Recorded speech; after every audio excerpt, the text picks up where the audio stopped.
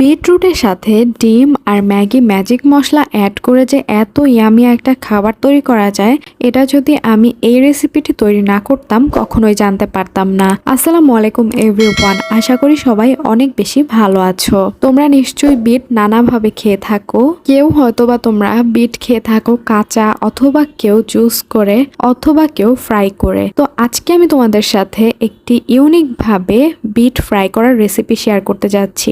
এত বেশি ইয়ামি হয়েছিল যে আমি আসলে ভাবতেই পারিনি যে বিট ফ্রাই এত ইয়ামি হতে পারে। যাই হোক, তো আমি আসলে বিট সবসময় কাঁচা খেতে পাই না, কারণ হচ্ছে গলায় কেমন যেন ধরে যায়, মানে ওই যে কচুর লতি থাকে না, কচুর লতি যেমন গলায় ধরে যায়, কাইন্ড অফ ওইরকম।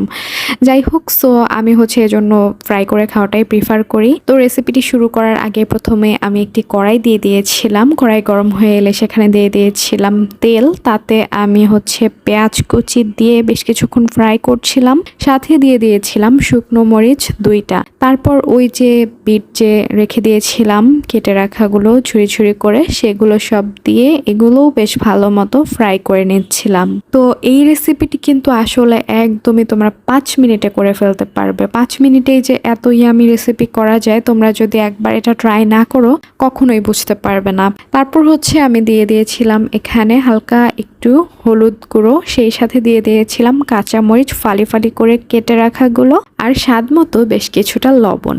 তো সবগুলো একসাথে বেশ ভালো মতো আমি নাড়াচাড়া করে নিচ্ছিলাম যেন ফ্রাই হয়ে আসে খুব ভালো মতো।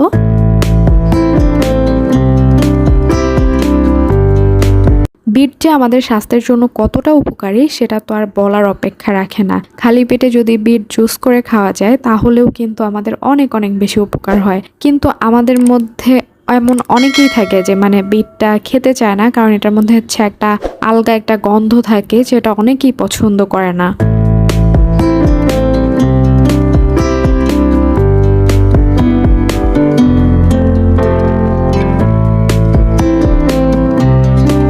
সো তারপর হচ্ছে আমি বিটগুলো সব একপাশে দিয়ে দিয়েছিলাম, দিয়ে হচ্ছে আরও একটু তেল দিয়ে তারপর দিয়ে দিয়েছিলাম ডিমটা হচ্ছে আমি ভালো মতো একটু এখানে ফ্রাই করে নিচ্ছিলাম আলাদাভাবে। তারপর আমি দিয়ে দিয়েছিলাম একটা ম্যাজিক। এই ম্যাজিকটাই হচ্ছে ম্যাগি ম্যাজিক মশলার ম্যাজিক। এটা দিলে এত বেশি সুন্দর একটা ঘ্রাণ আসে যে বিটের যে এক্সট্রা আলগা যে মানে একটা বাজে গন্ধ থাকে সেটা একদমই চলে যায়। সো এই যে ভালো মতো আমি ফ্রাই করে নিয়ে মশলাটা দিয়ে তারপর হচ্ছে সবগুলো একসাথে মিক্স করে আরও বেশ কিছুক্ষণ ফ্রাই করে নিচ্ছিলাম।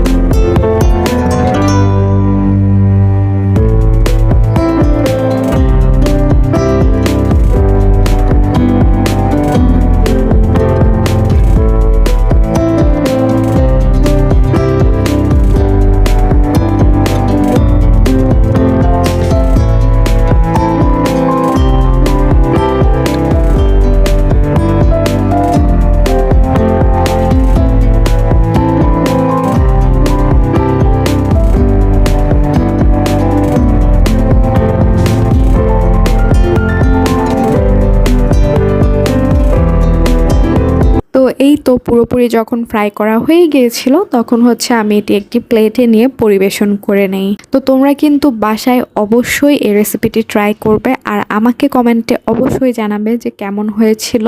আর আমার চ্যানেলটি যেহেতু নতুন, তোমরা আমাকে অবশ্যই একটি লাইক এবং সাবস্ক্রাইব করে পাশে থাকবে, সেই সাথে বেল বাটন অন করে রাখবে নেক্সট যে রেসিপিগুলো আসবে সেগুলো পাওয়ার জন্য। তো তোমরা ভালো থেকো, সুস্থ থেকো, দেখা হবে তোমাদের সাথে এরপরে অন্য কোনো ভিডিওতে, অন্য কোনো রেসিপিতে। আল্লাহ হাফেজ।